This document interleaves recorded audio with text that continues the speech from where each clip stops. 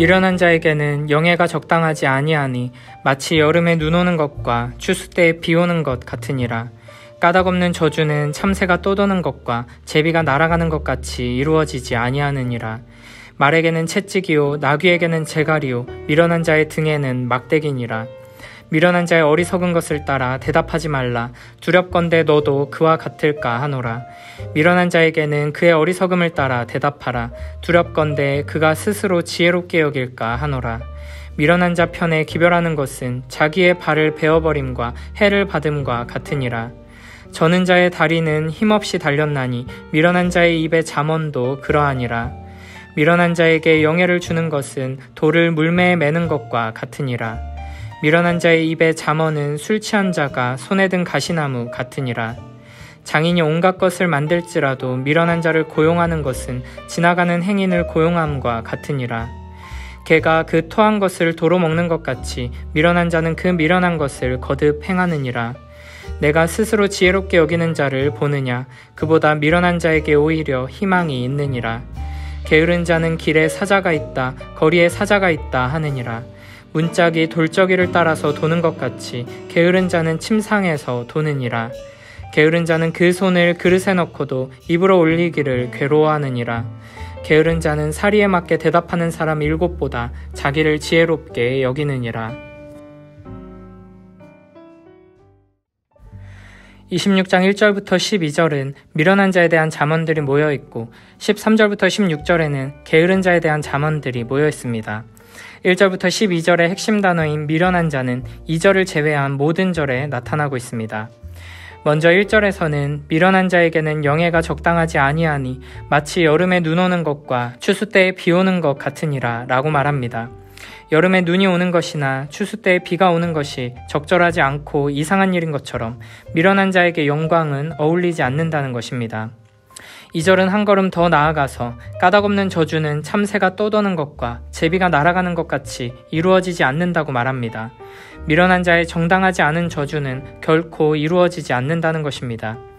미련한 자는 아무런 이유나 근거 없이 저주를 내뱉지만 그런 말들은 마치 참새가 떠도는 것이나 제비가 날아가는 것처럼 결코 이루어지지 않습니다.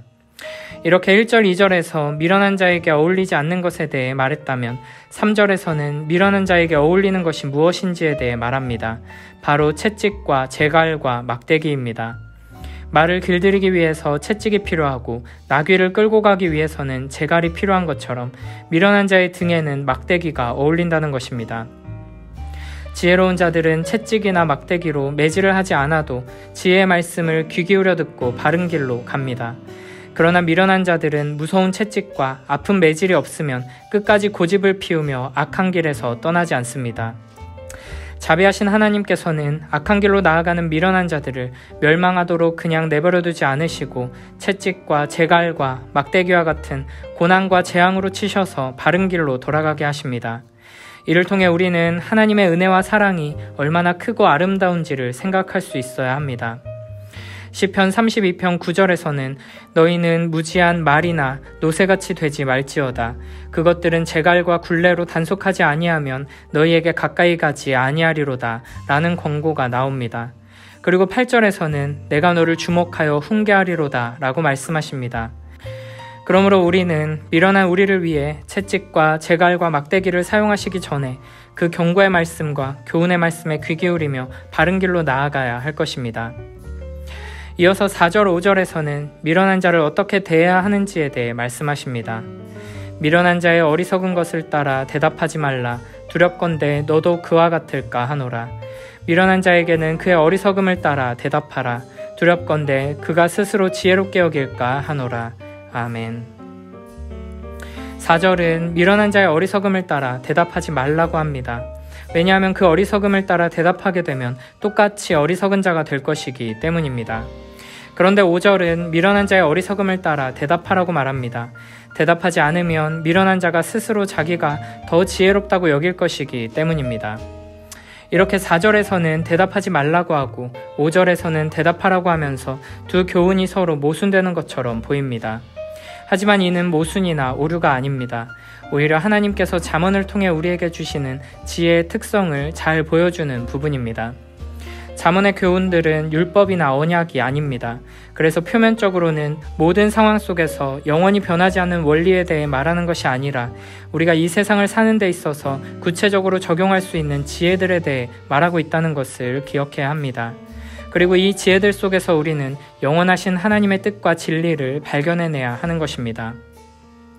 미련한 자가 잘못을 뉘우치고 바로잡을 가능성이 전혀 없고 그저 미련한 자에게 자신의 미련함을 표출할 기회만 더 주는 상황이라면 대화를 삼가는 것이 지혜입니다. 하지만 반대로 미련한 자가 자신의 오류를 깨달을 가능성이 보인다면 대화를 통해 그에게 지혜의 말씀을 들을 기회를 허락하는 것이 좋습니다. 이렇게 우리가 살아가는 현실 속에서 어떤 경우에는 미련한 자에게 대답을 하지 않는 것이 최선일 수도 있고 어떤 경우에는 대답을 하는 것이 최선일 때도 있습니다. 이를 잘 분별하고 따르는 것이 지혜입니다. 앞서 25장 20절에서 때에 맞는 말을 하고 상황을 잘 분별하여 그 상황에 적절한 행동을 하는 것이 중요하다고 교훈하신 말씀을 기억하며 대답해야 할 때와 대답하지 말아야 할 때를 잘 분별하고 지혜롭게 행하는 복된 우리 모두가 되길 축복합니다. 6절부터 11절은 미련한 자의 삶의 모습을 여러 가지로 묘사합니다. 미련한 자 편에 기별하는 것은 자기의 발을 베어버림과 해를 받음과 같으니라. 저는 자의 다리는 힘없이 달렸나니 미련한 자의 입에 잠언도 그러하니라. 미련한 자에게 영예를 주는 것은 돌에 물매를 매는 것과 같으니라. 미련한 자의 입에 잠언은 술 취한 자가 손에 든 가시나무 같으니라. 장인이 온갖 것을 만들지라도 미련한 자를 고용하는 것은 지나가는 행인을 고용함과 같으니라. 개가 그 토한 것을 도로 먹는 것 같이 미련한 자는 그 미련한 것을 거듭 행하느니라. 아멘. 먼저 6절은 미련한 자 편에 기별을 보내는 것의 위험성을 말합니다. 이것은 마치 자기 발을 스스로 베어버리는 것과 같아서 미련한 자는 기별을 통해 유익을 가져오기는커녕 해를 끼치게 될 것이 분명하기 때문입니다. 7절은 미련한 자의 입에 담긴 잠언이 저는 자의 다리와 같다고 말합니다. 아무런 유익이 없다는 뜻입니다. 이렇게 미련한 자에게 일을 맡기는 것은 좋은 결과를 가져오지 못하게 됩니다. 이어지는 8절 9절은 미련한 자에게 일을 맡겼을 때 좋은 결과를 가져오지 못하는 것을 넘어서 악한 결과를 낳게 되는 것을 강조합니다. 고대 사회에서 물매는 멀리 있는 적에게 치명상을 입힐 수 있는 강력한 무기였습니다. 다윗이 골리앗을 죽이는 데 사용된 무기가 바로 물매였습니다. 물매를 멀리 그리고 정확하게 날리기 위해서는 많은 훈련이 필요했습니다. 그러나 미련한 자가 이 강력한 무기를 손에 쥐는 순간 올바른 분별력이 없어 물맷돌을 엉뚱한 곳에 마구 던져 주위에 있는 사람들에게 큰 피해를 입힐 것이고 절제하지 못해 많은 이들을 죽게 할 것입니다. 이렇게 미련한 자, 어리석고 부도덕한 자가 큰 권세를 가지고 높은 자리에 오르게 되면 많은 사람에게 큰 고통을 안기고 큰 피해를 주게 된다는 것입니다. 9절은 미련한 자의 입에 잠언이 술 취한 자가 손에 든 가시나무와 같다고 말하는데 8절과 같은 교훈을 담고 있습니다. 미련한 자는 맡은 일을 제대로 해내지 못할 뿐 아니라 모든 일을 망치고 다른 사람들에게 큰 어려움을 끼치게 된다는 것입니다. 10절은 미련한 자를 고용하는 것은 마치 지나가는 행인을 고용하는 것 같다고 말합니다. 지나가는 사람을 아무나 붙들고 중요한 일을 맡기는 사람은 없을 것입니다. 마찬가지로 미련한 자에게 일을 맡기는 것은 중요한 일을 망치는 지름길이라는 것입니다. 11절은 미련한 자의 삶의 습관을 표현합니다. 그는 개가 자기 토한 것으로 돌아가듯이 미련한 것을 거듭해서 행합니다. 미련한 자는 그 미련함을 버리지 못하고 그 미련함을 즐겁게 여기며 미련함을 기뻐합니다. 특별히 이 구절에서 드러나는 미련한 자의 특성은 더럽고 역겨운 것을 먹는다는 것이고 그 악한 행동을 계속해서 반복한다는 것입니다. 우리는 혹시 나 자신에게 이와 같은 미련한 모습이 있는 것은 아닌지 스스로를 점검하고 돌아봐야 할 것입니다. 같은 실수를 계속해서 반복하면서 미련함을 즐거워하고 있는 것은 아닌지, 하나님께서 주신 힘과 능력과 재물과 재능을 분별 없이 사용하면서 자신과 타인에게 해를 끼치며 하나님의 일을 방해하고 있는 것은 아닌지 스스로를 돌아봐야 할 것입니다. 12절은 1절부터 이어진 미련한 자에 대한 교훈의 마지막 결론입니다. 1절부터 11절에서는 미련한 자에 대한 부정적인 언급들이 계속되었습니다. 그런데 마지막 1절에서는 미련한 자보다 더 악한 자가 있음을 경고합니다. 바로 스스로 지혜롭게 여기는 사람입니다. 내가 스스로 지혜롭게 여기는 자를 보느냐? 그보다 미련한 자에게 오히려 희망이 있느니라. 아멘. 스스로 지혜롭게 여기는 자에 비하면 오히려 미련한 자에게 더 소망이 있다는 것입니다. 그러므로 1절부터 이어진 미련한 자에 대한 교훈을 읽으면서 나와는 상관없는 이야기이고 지혜로운 나와는 다른 미련한 자들의 이야기라고 생각한 사람들이 오히려 가장 위험한 사람들입니다. 예수님 당시에 바리새인들이 바로 그런 자들이었습니다. 그래서 예수님께서는 마태복음 21장 31절에서 대제사장들과 백성의 장로들을 향해 이렇게 말씀하셨습니다. 내가 진실로 너희에게 이르노니 세리들과 창녀들이 너희보다 먼저 하나님의 나라에 들어가리라.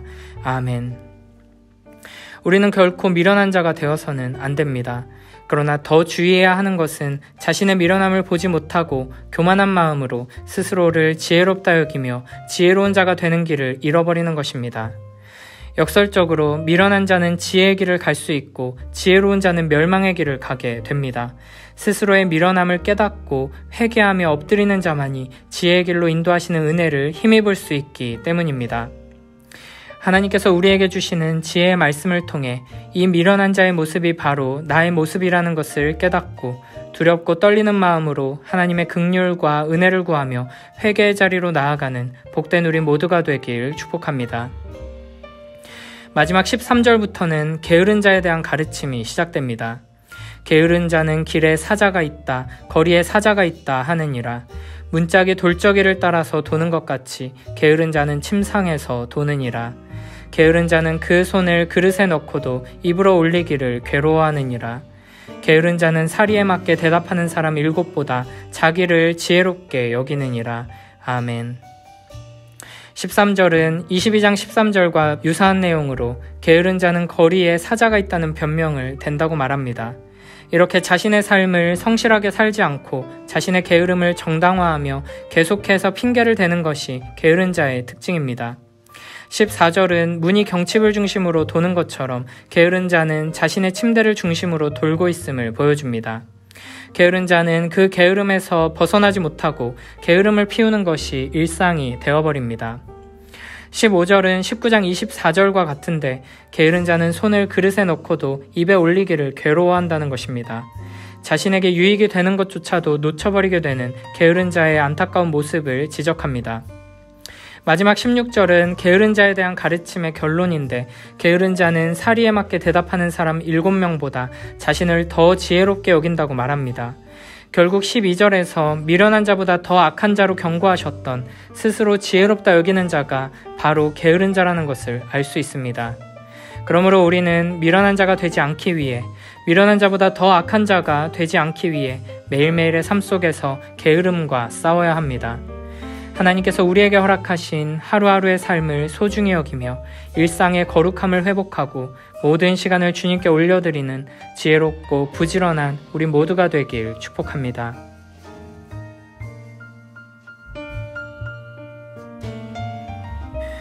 미련한 자에게는 영광이 어죽지 않다. 여름에 눈 내리고 추수 때 장마드는 격이다. 참새가 떠돌듯 제비가 날아가듯 까닭없는 저주는 미치지 않는다. 말에게는 채찍, 나귀에게는 재갈, 미련한 자의 등에는 매. 미련한 자의 어리석은 소리에 대꾸하지 마라. 너도 같은 사람이 되리라. 미련한 자의 어리석은 소리엔 같은 말로 대꾸해 주어라. 그래야 지혜로운 채 하지 못한다.